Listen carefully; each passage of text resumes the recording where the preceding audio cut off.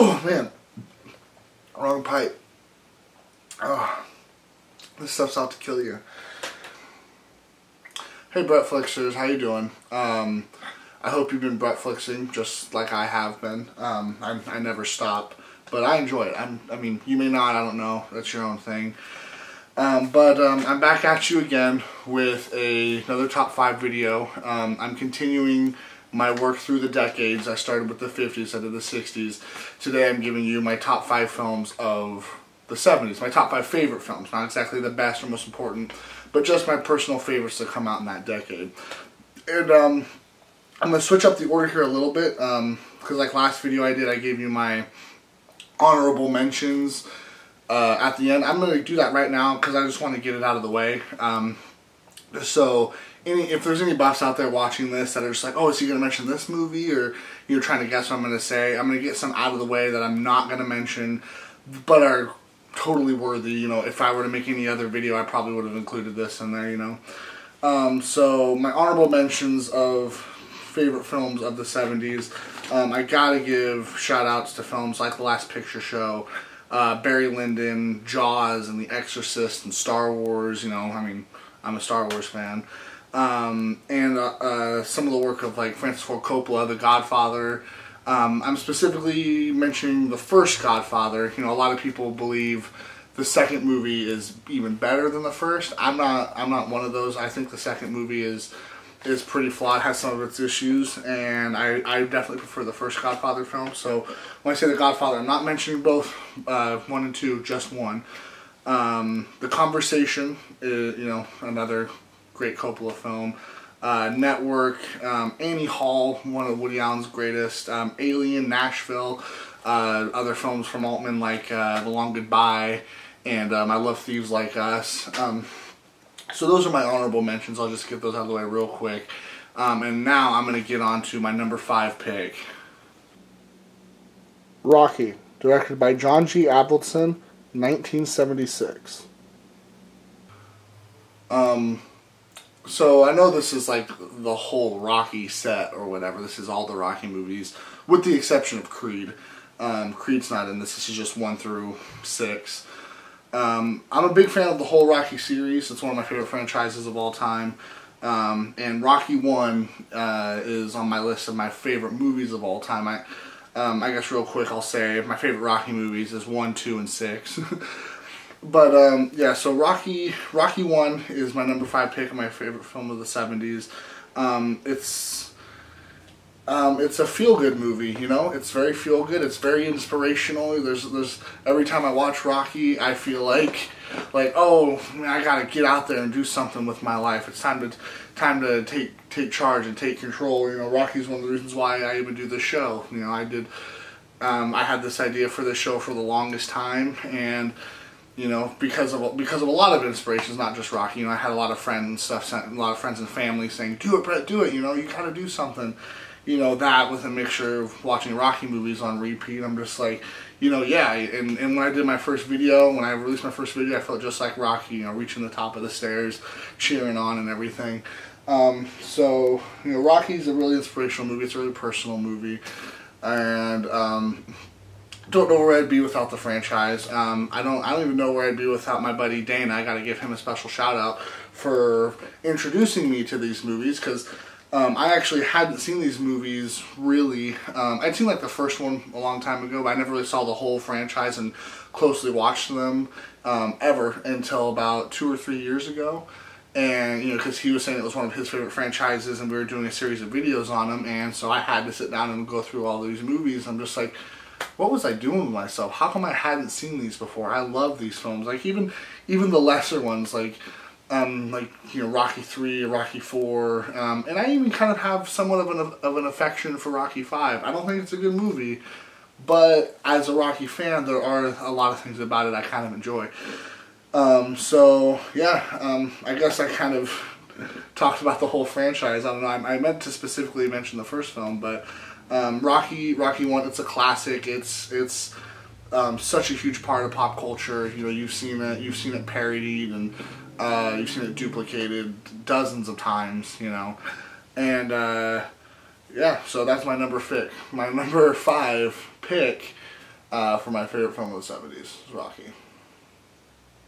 Taxi Driver, directed by Martin Scorsese, 1976. Yes, Taxi Driver, an obvious choice. Everyone agrees this is one of the best films of the entire decade. This is one of Scorsese's absolute best movies. It's one of those I am personally drawn to. It's a movie about. It's just basically a movie about loneliness, about desperation. It's a movie about a guy who knows he has something to offer. You know, like he knows he has something to give. He knows he can do, you know, he can do things, that there is something special about him that people don't understand, or maybe he doesn't let them understand, or something like that. Those are like the essential themes of the film, and I think that's something everyone can relate to. You know, I'm not just, it's not just me, and I'm not trying to say I'm some sad, you know, desperate guy, but that's just something we've all felt at times, you know. So it's a really personal movie for me, and I love the connections that this movie has to like Scorsese favorites like The Searchers and stuff like that. So this is kind of like a modern, or a western that takes place in like the streets. You know, it's a very harrowing look at a city like New York. You know, that's the way Scorsese's always seen New York City. Like he loves the city. Obviously, most of his movies take place in New York, but he sees a. When he looks at New York, he sees a very dark, violent, grimy place. That's kind of how he was growing up. That's the kind of stuff he witnessed growing up in New York City. It's very different from other New York filmmakers like Woody Allen, where, you know, the way he sees New York is this very glamorous place. You know, you see a film like Manhattan, or any movie of his, because most of his movies take place in New York, and they seem like very fun places, almost safe places.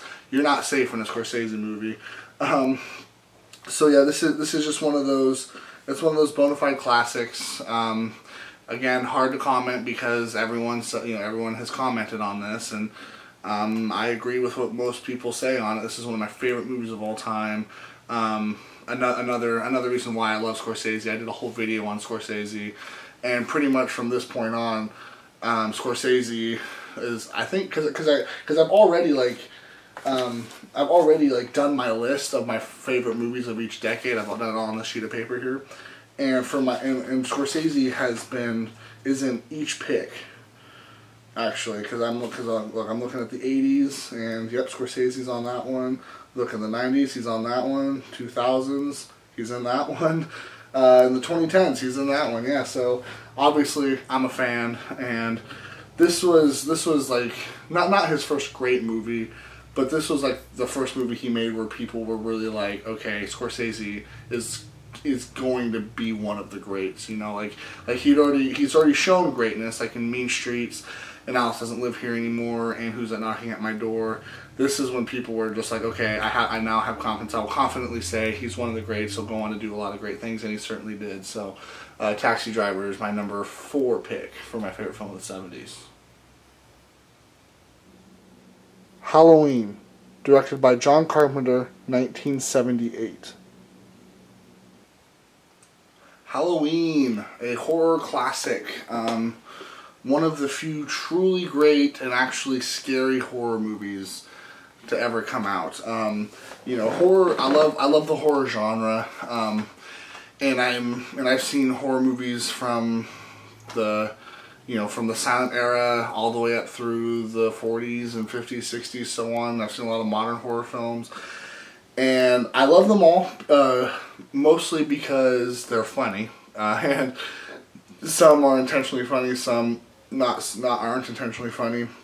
But you get a kick out of them, you know, because they're so over the top, and they're so ridiculous, and they're just super silly stuff. And even this movie you can kind of get a kick out of. But I feel like this is one of those movies where if you really let it, it will kind of get under your skin and really creep you out. I've seen this movie dozens of times, and it's still one of the only movies that gets, even though I've seen it so many times, it'll still kind of get to me. A lot of the time when I watch the movie, now, since I've seen it so many times, I'm not exactly like sitting down and paying attention. It's kind of something I throw on just for some entertainment, or it's also a great film to study because the craft in this film is impeccable. you know, but it'll still get to me if I really let it. You know, obviously I watch this movie like every Halloween and a couple times throughout the year. And just everything about this movie I love. It is flawed, you know. I think there's a lot of things like the characters do in the film are kind of dumb.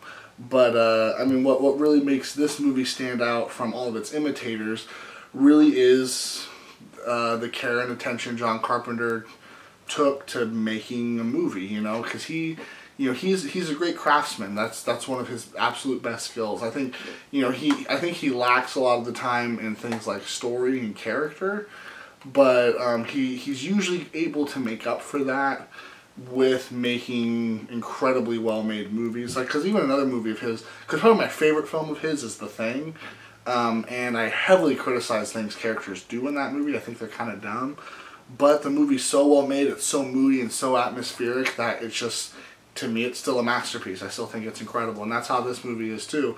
Mike Myers is one of the, is one of the reigning figures in horror. You know, everyone knows who Mike Myers is, even if you haven't seen Halloween. So this is another movie that's so just into pop culture that you just, if you haven't seen the movie, you've still have seen the movie. You know, there's moments and even lines in this movie that you'll recognize.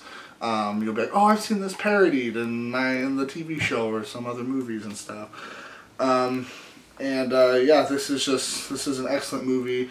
It's really well made. I mean, every shot is so precise. The editing is so precise. It's all, you know, this proves that real horror is about pacing. It's about being patient. It's about atmosphere. You know, it's not just about something jumping out from a corner and scaring you. I think that's kind of where, you know, Rob Zombie's interesting remake went wrong. He wasn't really making an actual horror film, you know, because I feel like I said, this is true horror. Mike Myers never just jumps out at you. There are some like chase sequences, but they're very tense because, you know, a lot of horror movies after this, they just try to have a big killer chasing after teenagers and killing them in brutal ways. For me, that's an action movie.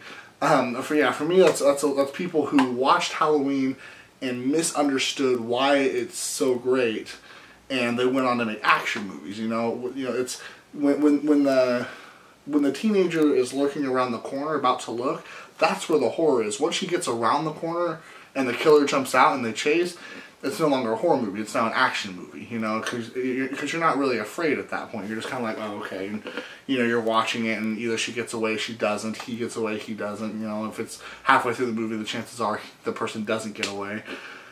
So yeah, I think a lot of horror filmmakers should take a movie like this and study it a bit more closely, find out why it really works. I feel like it is the craft. You know, horror. You know, that's why I love the horror genre. Because all the best horror movies are incredibly well made, and that's something I'm drawn to, you know, because I'm a wannabe filmmaker. So, yeah, so I love John Carpenter's Halloween. What a classic!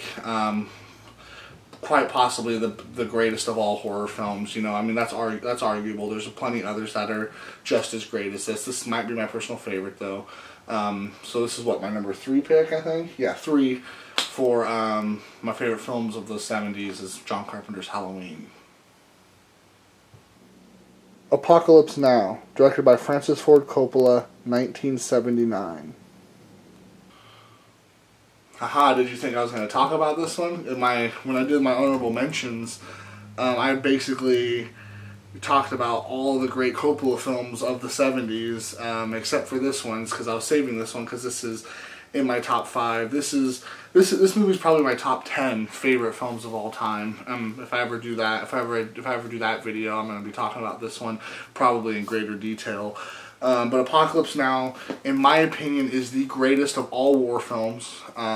It doesn't even really feel much like a war film. It feels more just like this surrealistic nightmare than it is like a war. You know, if you want something that more realistically depicts war, you probably see like Saving Private Ryan or Platoon, something like that. But this movie is kind of like a horror film. I mean, obviously the famous line that it took from Heart of Darkness, like the horror. This is like a horror film because of the atmosphere. It's really creepy. And I get sucked into this movie. I get drawn into this movie from the very beginning. Everything about it is just so memorable and so iconic, and even just the making of this movie is just a legend in and of itself. I'm going to hold off talking about this movie in greater detail because, like I said, at some point I really do want to make like a top 10 favorite movies of all time list, you know, and there I'll talk more about my personal feelings about this. But Apocalypse Now, this is the kind of movie that is absolutely essential to see. If you're at all a lover of not just film but of art, period, you have to see this movie. I think this is just as essential as, you know, your 2001 or your Citizen Kane or like Rear Window, whatever.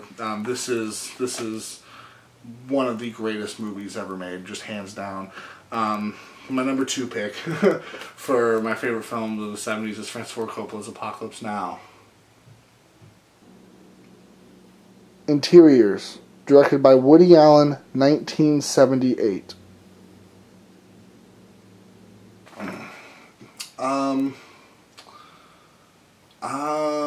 Yeah, I don't own this movie, so, and I don't have a poster. So obviously I did a fan-made poster. I did this in about 90 seconds, probably 5 minutes before I started shooting this video, because I realized it's like, oh, I don't even own Interiors. I want some sort of visual aid, so this is the best you're gonna get. If you want to know what the real poster looks like, look it up online, compare it to my drawing. I feel like I got it pretty spot on. I don't know. Let me know what you think. But anyway, yes, Interiors, the most underrated film Woody Allen has ever done. It was kind of tough. It was kind of tough for me to choose between like Interiors or Annie Hall or Manhattan, you know, to put on this list. But ultimately, I chose Interiors because, well, because of the personal connection I have with it, I guess. This was a movie. I remember I saw this movie at a time that was it was just perfect. The timing this movie came into my life was very, very perfect. It was the kind of movie I really needed to see. You know, I was going through some tough times, I'll admit. Not gonna go into that, but I mean, seeing this movie was a big part of the healing process for me, I guess. And essentially the movie is about these three sisters who, I guess you would say they're close. They don't see each other very often, but I guess you could say they're close. And their mother kind of has this mental issue. The mother splits up with the dad, and there's all these issues, there's all these problems. The mother's this interior decorator, interior designer. That's where it gets the title Interior. She tries to design every single house, every single room just so perfectly, and no one can mess with it. And as soon as someone, you know, kind of upsets the balance that the mother has created, not just in these rooms but in everyone's lives, she just loses it and goes nuts. And so it's just a movie that's very much about family. You know, that's why I connect so much with it. You know, to me, family is the most important thing, and so just to see how these people come together to try to deal with these really awful things that are going on in their family, for me, was just something that I could just totally see myself in. And this is one of the very rare Woody Allen dramas that he has done. It was the first drama he ever did. It's my favorite drama of all of his dramas. I actually really enjoy all of his dramas. He later went on to make really good ones. There's a great one he did called Another Woman, a really great one called September. And then he did other movies that are, I guess, technically comedies, but I would consider more in the drama category, like Husbands and Wives is a really powerful one, and Blue Jasmine, actually, and you got to see something like Match Point, and Cassandra's Dream is kind of an interesting one. I hope I'm not forgetting any of his essential dramas, but Interiors was his first, and it is. It was loved at the time, I guess. It's kind of been forgotten. A lot of people don't really dig it now because it's not really typical Woody Allen. It's more of an Ingmar Bergman movie than it is a Woody Allen movie. Woody Allen, if you've seen his films, you're familiar with his films. He makes a lot of references to Bergman, not just like with like themes or things he does with his camera, but even just straight up in the dialogue. Like in I think it was in Manhattan, where Woody Allen says to Diane Keaton, "Ingmar Bergman's the only true genius in working today in film," something like that. You know, so he's a great admirer of Ingmar Bergman. You see a documentary that's on Netflix right now called Woody Allen, a documentary, very clever. He talks about being younger in the 50s and actually seeing some Bergman films like Summer with Monica, and just the incredible impression those made on him, not just as a filmmaker but also with his like life philosophies and everything. And this is basically Woody Allen making his Bergman film. Same thing with Another Woman. It's just him making a Bergman film, essentially. And I think he does it as well as Ingmar Bergman. And normally when you see something like that, you're all, oh, it's just him ripping. Like when you see a De Palma movie, a lot of people don't care for De Palma because a lot of the time it's like, oh, he's just doing the Hitchcock thing.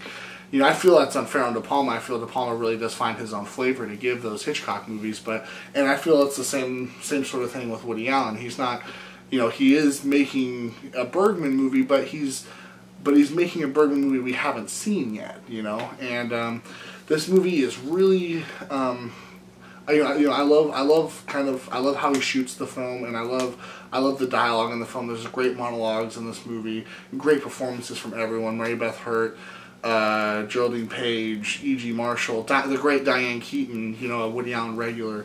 Who else is on this that I'm forgetting? Kristen Griffith is fantastic. Maureen Stapleton, Sam Waterston has an amazing cast and great performances from everybody. And the dialogue is so precise, and there's not a single wasted word in this movie. And it's a very simple movie in terms of style too. Most of how Woody Allen shoots his film is just kind of in master shots, and doesn't do anything too fancy with his camera, but he's not trying to. He tries to tell his story simply. He lets most of the power come not from the things he's doing filmmaking wise, but he's relying entirely on the performances. He has full faith in his actors to bring the drama and to make it alive. And they pull it off perfectly. So this is his most underrated movie. This is my personal favorite Woody Allen movie because of how much I relate to it and all that crap.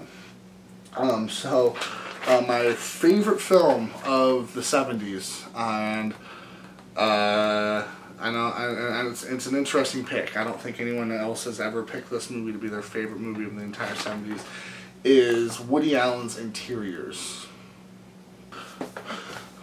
So before I wrap up, I'll give you a quick rundown of the choices that I picked. My number one choice was Woody Allen's Interiors. My great poster. I'll pin this one up on my wall when I'm done uploading this video. Number two is Francis Ford Coppola's Apocalypse Now. Number three, John Carpenter's Halloween. Number four, Martin Scorsese's Taxi Driver. And lastly, number five, John G. Avildsen's Rocky. I almost said Sylvester Stallone's Rocky because Rocky really is Sylvester Stallone's baby. He directed almost every movie in the franchise. He didn't direct Creed, he didn't direct Rocky 5 or 1, but he directed 2, 3, 4, and 6. So I almost said Stallone's Rocky, but he did not direct the first one. John G. Avildsen did. He did a brilliant job with it. So that was my number 5 pick for my favorite film of the 70s. This was probably my hardest list to come up with.